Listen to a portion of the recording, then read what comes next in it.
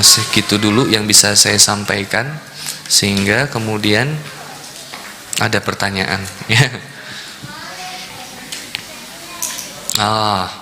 Dari Nurmala Ines ya, sepertinya ini bukan laki-laki ya. Ya, ini Nurmala Ines teman saya bukan. Bagaimana cara memperbaiki iman? Bagaimana cara memperbaiki iman? Berarti rusak ya, ya kan? Perbaiki iman rusak. Quran surat Muhammad ayat 19. Ini awalan. Fa'lam annahu la ilaha illallah. Jadi yang pertama untuk memperbaiki iman itu adalah fa'lam, ilmuilah, ketahuilah annahu la ilaha illallah. Tauhid. Jadi pelajari ilmu tentang ketahuan. Iman kita lemah, iman kita rusak itu karena bermasalah ketauhidan kita kepada Allah gitu. Lihat, maha melihatnya Allah aja jadi bermasalah sama teteh. WhatsApp itu bisa dihapus, Allah bisa ngelihat. Ya, kayak gitu kan sederhananya. Jadi kan ada lemahnya di situ. Sama saya juga gitu, sama-samalah kita semua. Rusaknya iman itu ketika sesuatu ibadah yang kemudian dilaksanakan tapi hampa rasanya, itu ada bermasalah nih. Hampa aja gitu. Beres sholat tuh kayak plong nggak dapet, tenang nggak dapet gitu, nggak. Tapi tetap risau, gelisah, ada apa nih ya? Ini ada masalah dengan iman. Masalahnya al-imanu, iman itu tasdikun bil qalbi. Ada sesuatu yang dibenarkan, diluruskan di dalam hati. Nah, hati ini nanti kita akan bahas kemudian. Kenapa hati ini bisa bermasalah? Iman rusak itu karena ada bermasalah dengan hati, tapi bukan liver. Ini ya. Nah, hati yang maksudkan di sini ada kolbu, ada sodru dan macam-macam. Tapi hati yang ini yang kemudian kata Rasulullah Muhammad SAW, ini kunci dari ketakwaan. Hati itu selalu condong kepada keburukan. Kita nih, hati ini selalu condongnya begitu tuh. Ya, seseorang yang berusaha meninggalkan kemaksiatan, kenapa suka berat? Karena biasanya condongnya ke sana tuh. Kita kalau lihat handphone, kadang saya sepakat juga Aijal sama guru kita yang di Tasik itu ya. Yang guru kita bilang handphone itu apa? Iblis gepeng, setan gepeng katanya. Jadi guru saya itu nggak punya handphone, nggak punya handphone. Jadi kalau mau ngomong apa-apa pakai kertas kasih katanya gitu tuh. Hebat ya. Saya nanya kenapa? Ini disebutnya sebagai setan gepeng. Dalam arti kenapa? Kan godaannya besar banget ya. Dari sini kemudian kita bisa melihat sesuatu yang yang porno ya, atau dari sini kita bisa ngegombalin laki-laki atau membuka akses laki-laki ngegombalin kita gitu ya. Tinggal sekarang gimana caranya adalah bijak menggunakan handphone sebenarnya gitulah gitu. Kalau saya, tapi tetap aja kata gue itu bisa gitu. Jadi, hati yang bermasalah. Nah, hati ini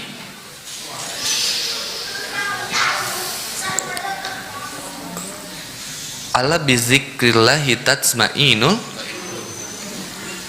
Itu surat apa Zat? Arad ya, Quran surat. Jadi hati yang tenang itu hati yang senantiasa ingat kepada Allah gitu. Kan tetap masalah ketauhidan juga, insyaallah. Itu masalahnya cuma di seberapa kita sudah mengenal Allah, itu yang paling penting sebenarnya. Kita juga bakal ngomong hati-hati. Hati-hati dalam berbicara. Karena bisa jadi apa yang kita bicarakan itu belum kita lakukan, atau bahkan sesuatu yang dibuat-buat, ya udahlah seadanya aja lah gitu. Gak tahu bilang gak tahu, kalau ngerti ya sampein, kalau enggak santai tahan. Sampai kita pelajarin lagi, sampai kemudian kita menggali lagi. Ya, perbaikin hati. Banyak mengaji bukan jadi mendatangkan kita juga mudah menilai, mengkoreksi orang, enggak. Tapi kalau ada orang yang berbuat buruk, yang harusnya nggak gitu kan ada responnya macam-macam ya. Mohon maaf, teteh kalau ngelihat yang tidak dihijab, mungkin ada di bisikan teteh. Satu, bisikannya bisa, ih nggak dihijab, neraka. misal ya, mohon maaf. Tapi ada juga yang kemudian bilang, ya Allah, kasihan dia cantik tapi belum dihijab, mudah-mudahan dikasih hidayah ya Allah, gitu misalkan. Nah, yang mantep itu yang begitu gitu teh. Atau bahkan jadi begini teh, ngelihat yang belum dihijab terus bilang gini teh, astagfirullah, dulu saya juga belum dihijab ya Allah, saya takut ya Allah, ampuni saya ya Allah. Bisa jadi gitu teh. Itu Masya Allah. Jadi nginget masa lalu pun mendatangkan taubat. Kayak ada jamaah di Jakarta, Ustaz, Kang Boni, aku mah kalau lihat Kang Boni itu suka inget mantan nih. Aku teh, kenapa inget mantan jadi mendatangkan maksiat gitu? Inget mantan itu harus mendatangkan taubat. Jadi kalau ketemu mantan, Bon, inget gua nggak Bon? Astagfirullah. Udah astagfirullah duluan aja. Iya. Jadi karena dulu pernah ada misalkan kita suatu perbuatan dosa yang diingat. Lihat orang yang mabuk ya, mohon maaf. Mungkin di antara kita ada yang pernah dulunya sebagai seorang pemabuk misalkan. Ketika melihat orang yang mabuk, respon kita itu langsung aja doain. Kalau kitanya pernah seperti itu dulu, banyak istighfar sama Allah dan bersyukur sama Allah. Alhamdulillah ya Allah, saya sudah bertobat dan saya diberikan kenikmatan hijrah. Waduh, nikmat. Saya kira cukup dulu ya, karena kalau jawab kayaknya selalu panjang. Sedikit aja. Bagaimana cara agar mengajak suami lebih mendekatkan diri kepada Allah? Buka keran diskusi. Diskusi dengan suami itu karakternya, mohon maaf Bu, Teh, suami itu tidak suka diceramahin sama istri, yang suka. Jadi cari teman yang paling dekat sama dia, yang sekiranya bisa membawa dia jadi lebih baik, bagus. Atau enggak, banyak diskusi sama suami, terutama di waktu-waktu yang suami renggang. Contoh misalkan pada Isya, Rasulullah Muhammad SAW itu terkadang diskusi dengan Aisyah radhiyallahu anha atau isi-isi yang lainnya itu ketika pada Isya. Jadi ngobrol masalah keluarga itu satu sebenarnya, dua atau tiga. Ya, 3 aja deh, 4 boleh. 1 komunikasi, nggak usah dicatat. Yang kedua komunikasi, yang ketiga komunikasi, yang keempat komunikasi. Jadi permasalahan keluarga itu apa? Komunikasi, ngobrol. Even meskipun suaminya ustadz, istrinya ustazah, masalahnya tetap ada. Ternyata masalahnya di mana? Komunikasi. Cuman ngobrol, nanya, kayak ngobrol, mah, kamu gimana perasaan kamu sekarang sama aku? Ada nggak aku salah apa? Itu kan buka. Nah masalahnya suaminya nggak gitu Ustadz. Nah yang ini yang harus direspon. Maka istri yang kemudian harus berusaha untuk membuka keran diskusi itu. Jangan langsung ketika suami datang yang ngobrolnya tagihan listrik lah, popok habis, beras habis. Keep dulu deh, tahan dulu. Tapi obrolin dulu tentang tadi dulu. Pak gimana? Papa lancar nggak kerjaan Pak? Udahlah nggak usah ngomongin tentang kerjaan. Oke, 1, jangan dulu ngomongin kerjaan. Note dulu. Jangan sampai ibunya sensitif juga. Apa sih ditanya jadi sensi gitu? Aku ngajak ngobrol, kamu ngajak ribut. Naon ari mama jadi ngajak pas saya?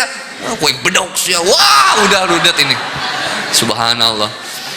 Jadi masalahnya kan sebenarnya cuma masalah komunikasi, bahasanya aja. Kemudian yang kedua, cara komunikasi. Sebenarnya ini yang bagus jawab istri saya. Karena istri saya yang sudah melakukannya, gitu. Cuman saya lihat nggak bosenin nyontohin gitu kali ya. Kalau saya lihat ya, nanti aja tanya DM Instagram Teteh. Karena istri saya pasti bisa jawab jawaban akhwat. Kalau jawaban laki-laki nggak bisa. Karena istri saya nggak mau follow ikhwan selain saya. Jadi 1, contohin juga sama istri kita yang lebih lembut, kita yang lebih sabar. Nah ini kuncinya. Mohon maaf ya. Kalau Teteh yang duluan hijrah, suami belum, teteh yang lebih sabar, teteh yang lebih tenang, teteh yang lebih banyak bersyukur, teteh yang lebih banyak ibadah, teteh yang lebih banyak berinfak, teteh yang lebih banyak, itu tuh, semuanya teteh aja. Wanita, jangan nuntut sesuatu dari laki-laki, karena berarti akhirnya wanita yang akan menuntun dia. Jangan tuntut suami supaya jadi baik. Nah, jangan nuntut suami untuk lebih dekat kepada Allah. Jangan dituntut. Tuntun. Gimana cara nuntunnya? Tadi, berikan contoh yang paling terbaik. Tetehnya berubah, teteh lebih sabar, teteh lebih penyayang, teteh lebih perhatian, teteh aja semuanya. Ustaz, kalau gitu saya capek. Bukan capek, itu potensi ibadah. Itu amalmu di situ. Jangan-jangan tiket surgamu adalah sabar menghadapi suami. Gitu. Nah, kalau suami yang hijrah duluan gimana? Berarti yang lebih sabar suami, yang lebih tenang suami, yang lebih banyak bersyukur suami, yang lebih banyak diskusinya suami. Tapi tat, urang mau ningali pamajikan sok aya kawin deui we inget nanti. Ya pamajikan siga nu urang gitu tat. Urang kurang kumaha sabarna. Nah, ini masalahnya. Pintu surga itu salamun alaikum bima sabartum. Justru pintu surga itu sabar. Maka jangan-jangan tiket surganya suami itu adalah sabar menghadapi istri.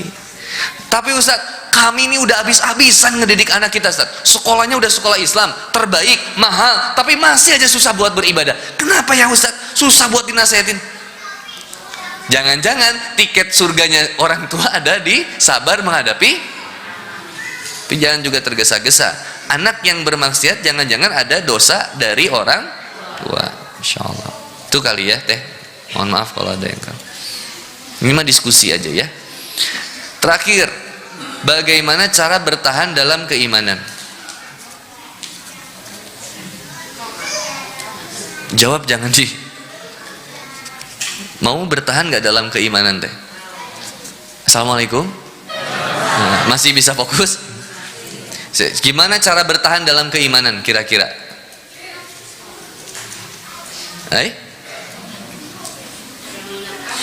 Mengingat Allah. Enggak, Bu. Cara bertahan iman itu sesuatu yang enggak kita pengen nih sebenarnya. Apa? Diuji. Luar biasa. Diuji. Lihat surat Al-Baqarah ayat 216, bukan. Salah satunya 155, kan itu ujian juga. Wala nabluwannakum bisyai'in minal khaufi wal ju'i wa naqsin minal amwali wal anfusi was samarat wa basyirish shabirin allazina idza asabathum musibah qalu inna lillahi wa inna ilaihi raji'un. Am hasibtum an tadkhulul jannah? Al-Baqarah. Am hasibtum an tadkhulul jannah? Apakah kamu mengira kemudian cukup dengan hanya mengatakan saya beriman kepada Allah lalu kemudian kamu enggak akan diuji? Ternyata iman itu semakin kuat itu ketika kita diuji. Nah, kenapa kita enggak kuat diuji?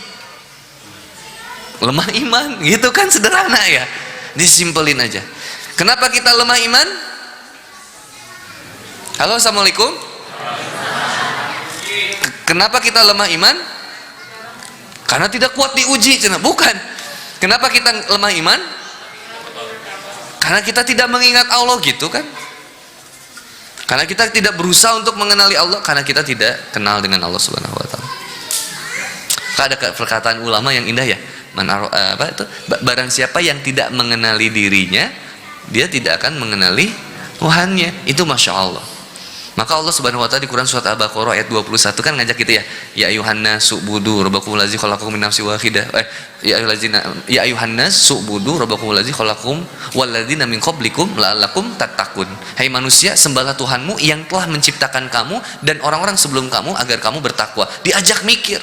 Ayo cari, gitu kan. Kesannya kayak gitu. Kalau saya dulu di situ kan gerbangnya. Ya Yohanes subudu, hai manusia, sembahlah Tuhanmu yang telah menciptakan kamu.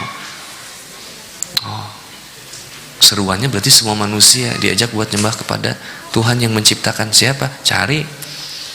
Nah ini bukan dicari ya, dipelajari gitu ya. Maaf ya, saya kira itu dulu lah, kita jangan terlalu malam. Terakhir sudah tidak ada pertanyaan lagi untuk terkait tema kita hari ini, insya Allah terjawab mudah-mudahan. Jadi istiqomah itu solusi indah. Solusi indah itu adalah gimana caranya istiqomah? Menguatkan iman. Bagaimana cara menguatkan iman? Ingat Allah, majelis ilmu, dan tadi turunannya yang lain. Sama-sama kita belajar lagi, sama-sama kita banyak kemudian menggali ilmu, insya Allah semoga kita disikomahkan oleh Allah Subhanahu Wa Taala. Barakallah. Mungkin itu, sekali lagi saya mohon maaf seandainya ada sesuatu yang berlebihan atau ada sesuatu yang kurang dalam penyampaian pada malam hari ini. Semoga kita mendapatkan ilmu yang bermanfaat pada malam hari ini, insya Allah.